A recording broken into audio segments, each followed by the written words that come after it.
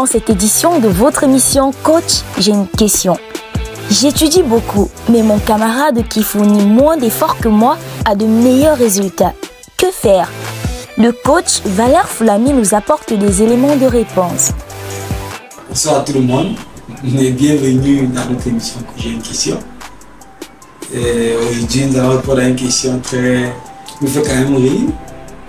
C'est-à-dire, on est en face d'un élève qui a l'impression qu'il étudie beaucoup et qu'il a un ami qui n'étudie pas comme lui, mais qui a les meilleurs résultats que lui. Et il ne sait pas ce qui se passe. Il ne sait pas ce qui se passe. Et dans cette vidéo, je vais vous amener à comprendre pourquoi est-ce que vous pouvez marcher avec quelqu'un. Vous avez l'impression que vous étudiez trop. Et lui, vous avez l'impression qu'il n'étudie pas du tout. Et après, il vous max. Donc dans les lycées comme ça, il y a beaucoup de gens comme ça qu'on appelle les noyeurs. Moi-même, comme j'ai tout l'habitude de le dire, moi j'avais beaucoup échoué aussi au lycée. Mais les moments où je n'échouais plus, beaucoup de gens me prenaient aussi pour un noyeur. Parce que j'ai dit que bon, on joue ensemble, on fait ça ensemble, après tu pars, tu as les bonnes notes. En réalité, il faut bien comprendre ce qui se passe. Et dans cette vidéo, on va décortiquer ça, vous amener à comprendre ce qui se passe pour éviter de croire que vous avez parmi vous les camarades qui sont noyeurs. Peut-être qu'il y a des noyeurs, mais pour nos cas, ce n'était pas qu'on était noyeurs. Nous, on ne comprenait pas ce qui se passe, mais plus tard on a compris, je vais vous expliquer. Mais c'est très important de comprendre ça. Et parfois, ne pas vous faire berner n'importe comment. Parce que si les gens comme ça, oh, vraiment, je n'étudie pas beaucoup, mais je suis premier, et tout et tout. Il y a d'autres qui viennent, ils donnent l'impression qu'ils n'étudient pas. Donc, on va bien comprendre ça dans cette vidéo.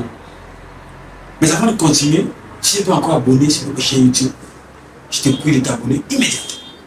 Et de cliquer sur la cloche de notification afin de ne rien rater sur les différentes vidéos que nous mettons à votre disposition pour lutter contre la médiocrité et l'échec à milieu scolaire, afin de vous accompagner dans votre processus académique jusqu'à l'insertion socio-professionnelle en faisant de chacun d'entre vous un leader transformationnel.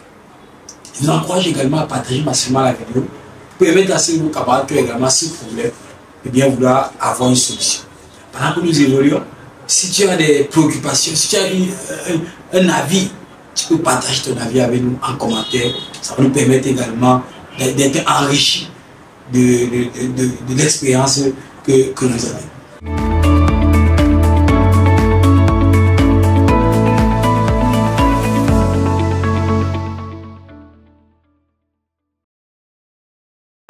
Donc, tu as un camarade avec qui tu as l'impression que tu fournis trop d'efforts et lui ne fournit pas d'efforts, autant que toi du moins, mais à la fin, il a les meilleurs résultats que toi. Tu sais pas ce qui se passe. Donc, la première chose que je vais te rassurer de façon terre à terre, c'est que quand je vois comment les jeunes se comportent entre eux, il y a beaucoup d'étudiants sournois parmi nous, il y a beaucoup d'étudiants qui n'ont pas été bien éduqués. Quand je dis bien éduqués parmi nous, il y a des gens qui sont trop cachotiers parmi nous. Donc tu peux être là, un gars te dit que non, il n'est pas bûché. Alors qu'il a passé la nuit à bûcher. Sauf que peut-être il voulait bûcher 5 heures, il a bûché seulement 3 heures. Mais quand il vient le matin, il est nerveux, qu'il n'a pas bûché. Toi tu crois que quand il dit qu'il n'a pas bûché, c'est qu'il n'a rien bûché. Parce que pour toi, quand tu as bûché 2 heures, tu as beaucoup bûché. Pour lui, quand il a bûché 3 heures, il n'a rien bûché. Donc quand il vient de dire qu'il n'a rien bûché, c'est que dans sa tête, il dit que gars, il devait bûcher 7 heures hier, il a bûché seulement 3 heures. Toi, tu es là, quand tu dis que tu n'as rien bûché, c'est vraiment que tu n'as pas ouvert le cahier. Et tu vois que dans une telle situation, tu ne peux pas vraiment dire que il travaille moins que toi. Vous tous, vous savez, vous connaissez tous un élève ou une élève qui chaque fois, lorsqu'on remet les copies, elle stresse plus que tout le monde, elle pleure même. Mais après la 19, première note, vous connaissez tous ce genre d'élèves là, que lorsqu'on finit l'épreuve, il est le plus stressé, il dit comment c'est mauvais et tout ce que tu crois qu'il est comme toi. Après la 18, toi tu as 3. Il y a toujours les élèves comme ça. Maintenant parmi eux, comme je l'ai dit, il y a d'autres qui sont sous moi. Mais il y a aussi d'autres parmi qui réagissent en fonction de leurs objectifs. Moi par exemple, quand il commençait un peu à démarrer au lycée, quand il partait composer, qu'il sentait qu'il pouvait avoir moins de 17, moi je sortais étant nerveux. Moi, ils sortent étant nerveux. Vous comprenez un peu? Donc, quand ils sont étant nerveux, parce qu'ils sentent qu'ils ne veulent pas avoir 17, toi, tu n'as rien écrit. Tu sors aussi étant nerveux, tu crois qu'on est nerveux au même niveau. Non, on n'est pas nerveux au même niveau. Maintenant, si tu te fies à mon attitude, tu auras l'impression que nous sommes pareils et que c'est mauvais pour nous. Mais j'ai un de mes amis, je ne vais pas citer son nom. Lui, je n'ai pas, c'était un gars trop fort.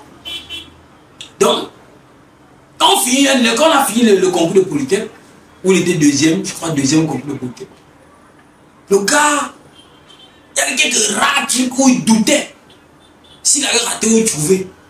C'est-à-dire que le gars avait cartonné toutes les preuves de physique, de l'esprit de physique et de mathématiques. Donc il doutait s'il avait effectivement cartonné une question ou pas. Et à cause de ça, le gars était stressé, lui. Vraiment, la partie, on avait dit quoi? Tu as fait quoi ici, là? Et tout et tout. Parce que toi, tu es là, tu crois que tu es comme lui. Lui, là, a passé le concours. Il est peut-être en train de chercher avec le major du concours. Toi, tu es là, tu n'as même pas encore l'intention, la lueur d'espoir de passer le concours, mais tu crois que vous êtes au même niveau. Donc les apparences sont très trompeuses. Évitez que quelqu'un vienne vous dire que je n'ai pas appris et que vous croyez que vous êtes au même niveau, ou bien que l'épreuve était trop dure et que vous croyez que vous êtes au même niveau.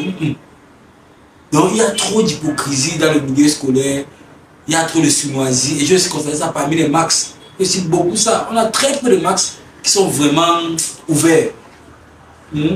Nous, comme ça, on savait qu'on avait été mineurs, on savait qu'il y a un moment, il y avait des périodes où on ne démarrait pas. Dans la période où on a commencé à démarrer, nous on comprenait ce qui les démarre parce que nous, on s'est retrouvé dans la situation là. Mais parfois, pas tous les temps, parfois les gens qui n'ont jamais eu de mauvaises notes à l'école, qui étaient toujours bons, ont du mal à comprendre ce qui n'était pas bon. C'est pour ça qu'ils sont souvent le monde des pas à pas. Mais nous, comme ça, qui avons connu la médiocrité dans les profondeurs, avant de venir aspirer à l'excellence et plus tard, on comprend un peu ces situations-là. Et il y a beaucoup aussi qui comprennent. Donc, ne vous fiez pas trop aux apparences. Ne concluez pas très rapidement qu'il ne bûche pas, tu bûches, il a les meilleurs résultats que toi. Non, conclue pas rapidement. Maintenant, il y a également un autre aspect qui est important, les antécédents académiques. Oui, à cause des antécédents académiques, tu peux bûcher plus que quelqu'un et comprendre moins que lui et avoir les résultats plus mauvais que les siens. Il prend l'exemple simple. Tu reprends la terminale. Quand tu reprends la terminale, j'avais déjà dit ça dans une vidéo. Quand tu reprends la terminale, la première chose que tu dois savoir, c'est que tu as oublié la plupart des choses que tu as fait en première. Parce que tu as fait ça, ça fait 2 ans. Ça veut dire qu'il y a des notions qu'en terminale, pour bien comprendre, tu vas rentrer, bûcher les choses de première, bûcher les choses de seconde. Pour bien comprendre. Or, lui qui vient fraîchement de la première, par exemple, ou bien qui a fait une meilleure première, même si personne n'a repris parmi vous deux, qui a fait une meilleure première, ne sera pas obligé de rentrer lire les cours de premier parce qu'il connaît déjà. Donc ça fait qu'en termes de volume de travail, il va travailler un peu moins que toi, il pourra avoir les meilleurs résultats que toi.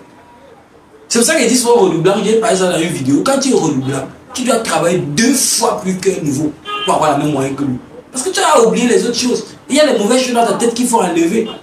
Donc tes antécédents académiques pour justifier le fait que tu travailles plus que quelqu'un, il a les meilleurs résultats que toi. Et enfin, et ce qui est plus pertinent et plus déterminant pour moi, c'est les techniques et le profil de perception sensorielle. Ça, c'est quelque chose qu'on ne dira jamais aux étudiants. Quand tu ne connais pas ton profil de perception sensorielle, tu es perdu. Quand tu ne connais pas ton profil de perception sensorielle, c'est mauvais. Je prends un exemple simple.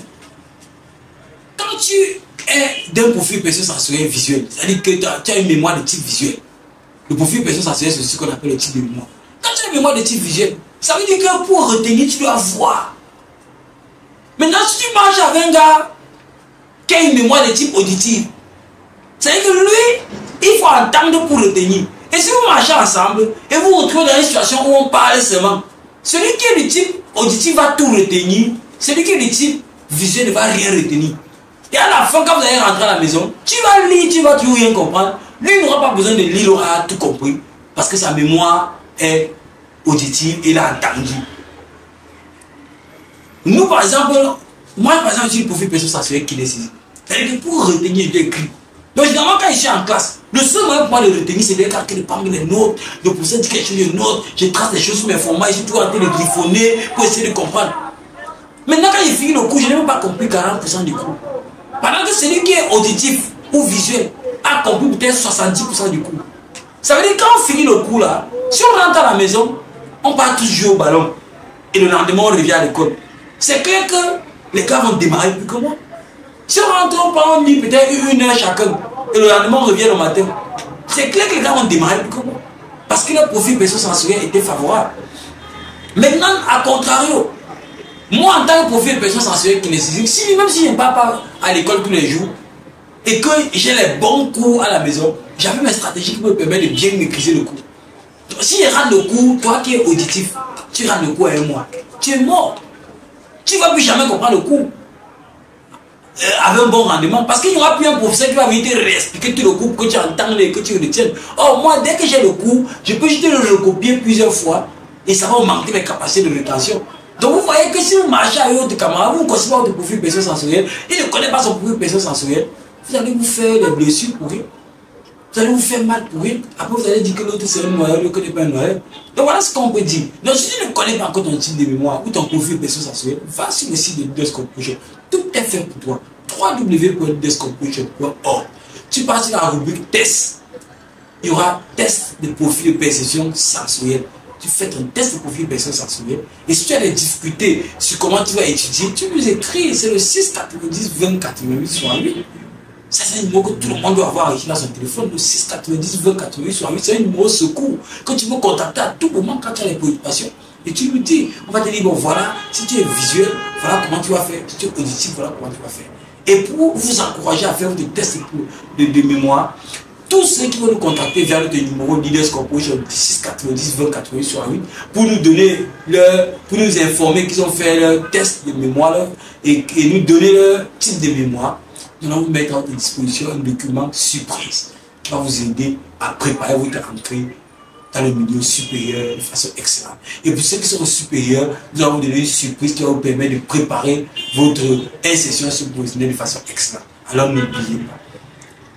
Si vous avez aimé la vidéo, partagez-la parce qu'elle va certainement aider quelqu'un. Et si vous n'êtes pas toujours abonné, abonnez-vous. Que ce soit sur notre page Facebook, que ce soit sur notre chaîne YouTube. Et n'oubliez pas de cliquer sur la cloche de notification pour ne rien rater sur les différents contenus que nous avons à votre disposition pour vous accompagner dans votre voyage qui a une seule destination finale, l'insertion professionnelle en tant que leader transformationnel. Merci à chacun d'entre vous et rendez-vous dès demain 19h pour notre émission Coach, j'ai une question. Nous espérons que vous êtes satisfaits. N'hésitez pas à vous abonner sur toutes nos plateformes et à nous présenter toutes vos préoccupations. Rendez-vous demain soir dès 19h pour une nouvelle émission.